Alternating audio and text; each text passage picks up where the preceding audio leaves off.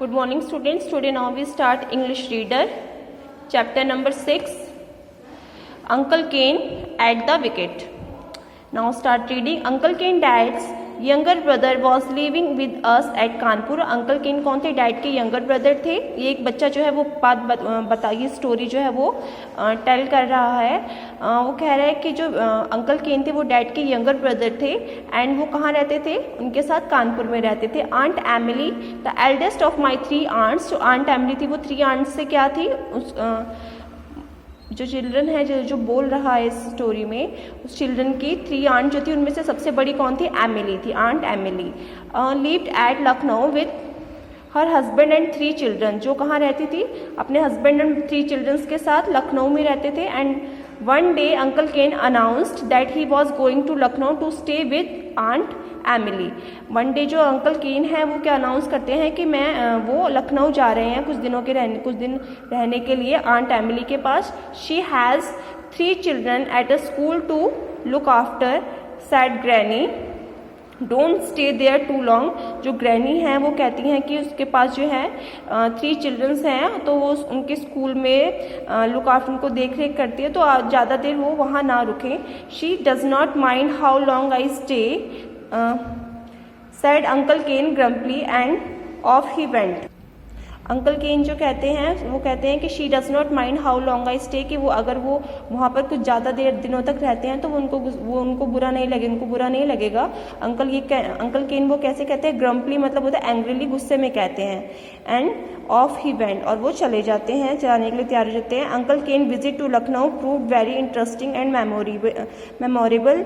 He heard about it much later. जब वो लखनऊ पहुंचते हैं तो उनके साथ एक मेमोरेबल जो इंसिडेंट होता है. देखिए, when uncle Ken got down at Lucknow railway station पर वो जब पहुंचते हैं तो a large crowd gathered around him. उनके अराउंड जो है चारों तरफ क्या होता है? एक लार्ज क्राउड यानी भीड़ जो है इकट्ठा हो जाती है अंकल केन के.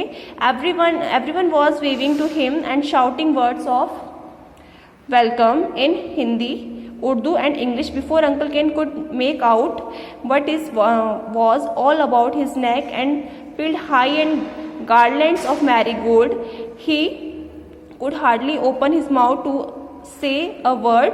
अंकल केन जब स्टेशन पे पहुंचते हैं, रेलवे स्टेशन पे, तो वहाँ पे क्या होती है? काफ़ी ज़्यादा भीड़ जो है उनके चारों तरफ खड़ी हो जाती है और वो शाउटिंग करते हैं, वेविंग करते हैं, चिल्लाते हैं, उनका वेलकम करते हैं हिंदी, उर्दू, इंग्लिश में, हर लैंग्वेज में उनका वेलकम करते हैं.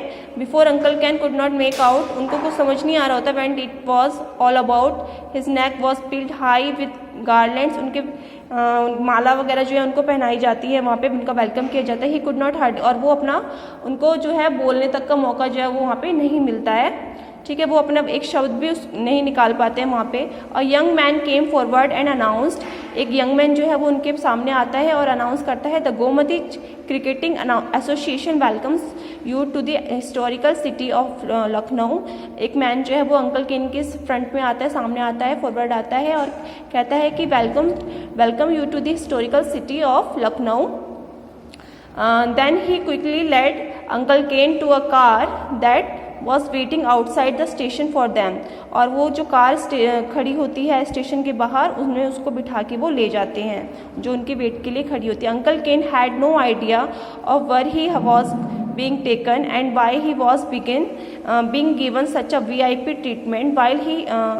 While he was yet wondering about all this, the car drove into the sports stadium. Only did Uncle Ken realize that he was expecting to play in a cricket match. Uncle Ken जो है वो बहुत ज़्यादा confuse हो जाते हैं और उनको समझ नहीं आता कि वो उनको कहाँ लेके जा रहे हैं और उनके साथ ऐसा जो VIP ट्रीटमेंट है वो क्यों हो रहा है.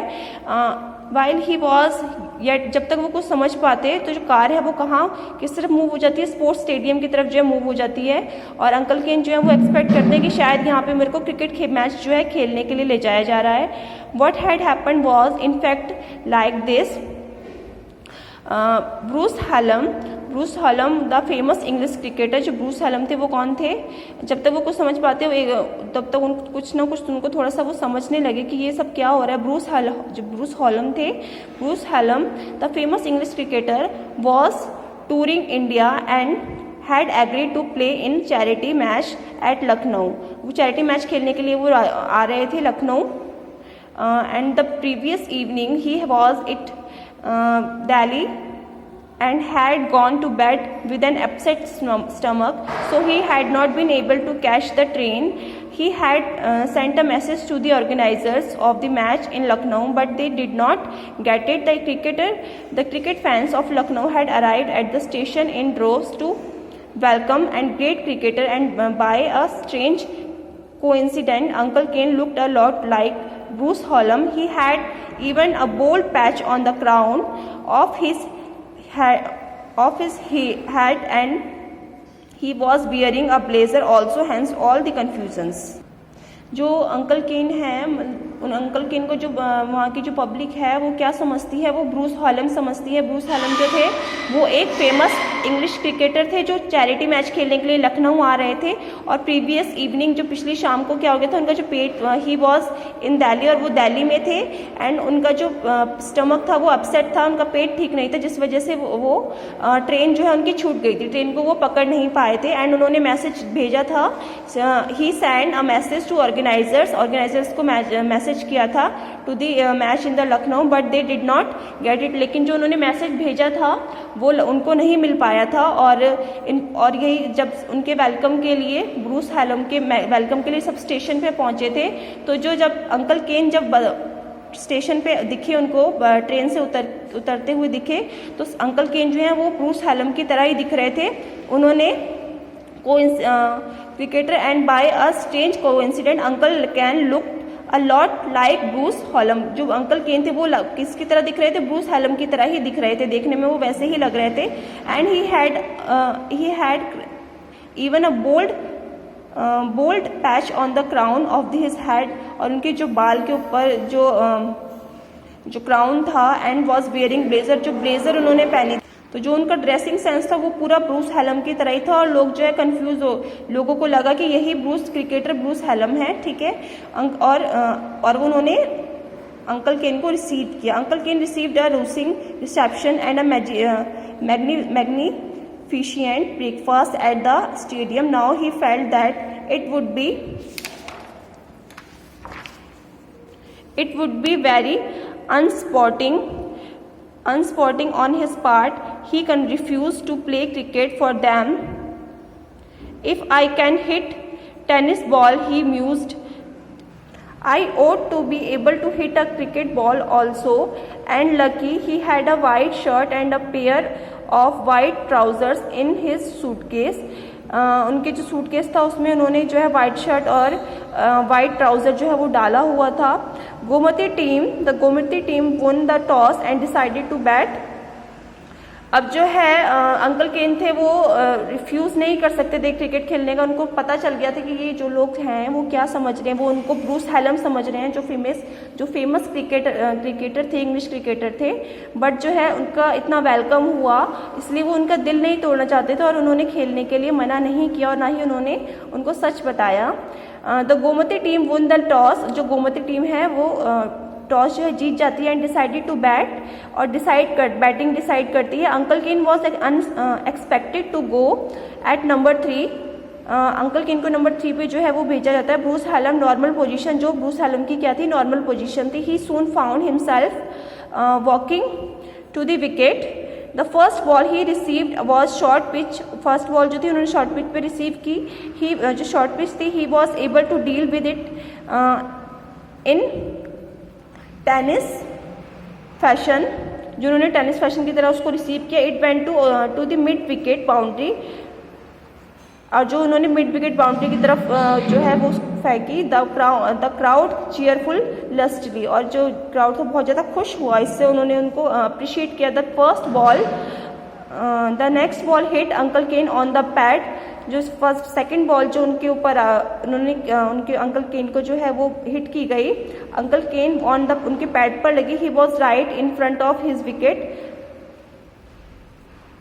ही should have been given out leg before wicket LBW, but the umpire hesitated, raised his finger. After all, hundreds of people had paid a lot of money to see Bruce Hallam play, and it would be a shame to disappoint them. Second ball जो थी uncle Ken को hit की गई थी, तो वो उनके pad पे लग गई थी, जिसमें वो एलबीडब्ल्यू आउट हो गए थे। और अंपायर जो है हेजिटेशन हो रही थी उसको कि वो आउट दे या ना दे, क्योंकि जो काफ़ी सारे पीपल जो हैं, जिन्होंने हंड्रेड्स ऑफ पीपल जो हैं वहाँ पर हज़ारों की मतलब कि हंड्रेड्स ऑफ पीपल जो है वहाँ पे उन्होंने पेड किया था उनके मैच को देखने के लिए, और वो उनको डिसअपॉइंट नहीं करना चाहते थे। तो अंपायर जो है वो नॉट आउट जो है, अंपायर अपना जो डिसीजन है वो क्या देता है, नॉट आउट। लेकिन अंकल केन जो है वो एलबीडब्ल्यू यानी आउट हो चुके होते हैं।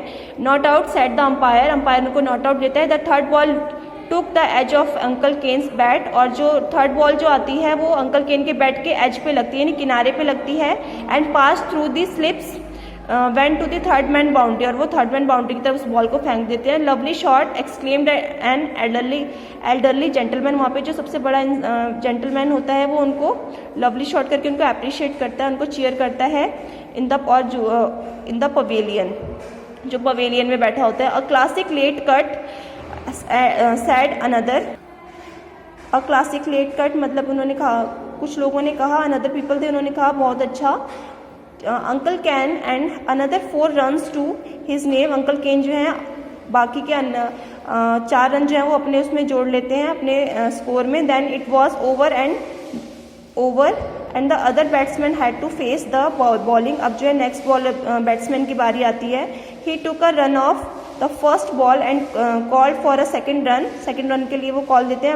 Uncle Ken thought 1 run was more than enough, लेकिन अंकल केन सोचते हैं कि 1 रन जो है वो काफ़ी था। But when the other batsman started running he could not refuse to run, he was halfway down the pitch when a fielder hit the wicket and there could be no doubt this time uncle Ken was run out. Uncle Ken return to pavilion to the sympathetic and applause of the crowd, sympathetic applause of the crowd जो है, जो जब वो Pavilion की तरफ जाते हैं तो सेकंड रन के लिए जब दूसरा बैट्समैन वो कॉल करता है, लेकिन अंकल केन जो है वो नहीं भागते हैं, उनको लगता है यहाँ पे 1 ही रन था, और जिस वजह से वो रन आउट हो जाते हैं अंकल केन, और उनको जाना पड़ता है पेविलियन में। और जो लोग हैं वहाँ पे बैठे हुए वो उनका क्या करते हैं, अप्लॉस क्या होता है बेटा, अप्लॉस मीन्स होता है लाउड क्लैपिंग ऑफ हैंड्स, जोर जोर से तालियां बजाकर उनको चीयर करते हैं। Not his fault said the elderly gentleman कहता है कि आपकी कोई गलती नहीं है, not his fault, not your fault. The other batsman should not have try to take 2 runs, there was not a run there. वो कहता है कि यहाँ पे सेकेंड रन जो तो वो नहीं था, गलत जो अदर बैट्समैन था उसको रन यहाँ पे नहीं लेने की कोशिश नहीं करनी चाहिए थी। Uncle Ken enjoyed a hearty tiffin, उन्होंने उसके बाद हार्टी टिफ़िन जो उनको अच्छा खाना जो वहाँ पे टिफ़िन मिला वो उन्होंने किया, और इन्जॉय से अच्छा था वो टिफ़िन जो है उन्होंने इन्जॉय किया। Then he slipped out of the stadium took a tonga and reached aunt Emily house, और वो वहाँ से निकल चले जाते हैं और टोंगा लेके कहाँ पहुँचते हैं, आंट एमिली के हाउस में। He was just in time for the second lunch with aunt Emily family, और वो सेकेंड लंच जो है वो किसके साथ करते हैं, आंट एमिली के साथ करते हैं। इट वॉज प्रिज्यूम्ड, और वो इट वॉज प्रिज्यूम्ड यानी बिग लंच के बाद at the stadium that Bruce Hallam had left early to catch the train to Allahabad. जो ब्रूस हेलम होते हैं वो ट्रेन के लिए इलाहाबाद ट्रेन के लिए निकल जाते हैं। Where he was expected to play in another charity match, ऐसा वो लोग समझते हैं कि जो दूसरी जगह जो चैरिटी मैच होना था इलाहाबाद, वहाँ के लिए वो निकल गए होंगे। Aunt Emily a forceful women fed Uncle Ken for a week. This she put him to work in the small boys' dormitory to her school. It was several months before he was able to save up enough money for a ticket to Granny Place, but he had the satisfaction of helping the great Bruce Hallam to add 8 runs to his grand total. The scorebook of the Gomati Cricketing Association has recorded this feet for all time. जो Bruce हेलम जो aunt Emily थी बहुत ज़्यादा forceful women है, और वो 1 week तक जो है अंकल केन वहीं पे रुकते हैं। And then she put him to work in the small boys, और वो स्मॉल बॉयज़ के साथ वहाँ पे वर्क करते हैं जो डॉर्मेटरी ऑफ हर स्कूल, अपने जो स्कूल में डॉर्मेटरी जहाँ पे काफ़ी सारे लोग जो हैं सोते हैं एक साथ। It was several month before he was able to, several month में मतलब इनफ मनी जो है वो सेव कर लेती थी फॉर टिकट के लिए, ग्रैनी प्लेस में जाने के लिए उन्होंने जो है मनी इतना अपने सेव कर लिया था। But he had to satisfaction, उन्हें सेटिस्फैक्शन था of helping the great Bruce Hallam, कि उन्होंने ग्रेट ब्रूस हेलम के जो स्कोर में क्या था, add 8 runs to his grand total, उनके ग्रैंड टोटल में 8 रन और जोड़ दिए थे। The score book of the Gomti cricketing association has recorded his feat for all time, जो ऑल टाइम जो है वहाँ की जो बुक में क्या होगा, गोमती क्रिकेटिंग एसोसिएशन के रिकॉर्ड में जो है ऐड रहेगी, स्कोर जो है उनका याद लिखी जाएगी। ठीक है, फीट मतलब होता है an action the need skills strength and courage. So class आपका ये चैप्टर जो है कंप्लीट हो गया है, आपने इसको अच्छे से रीड करना है। Okay, thank you all.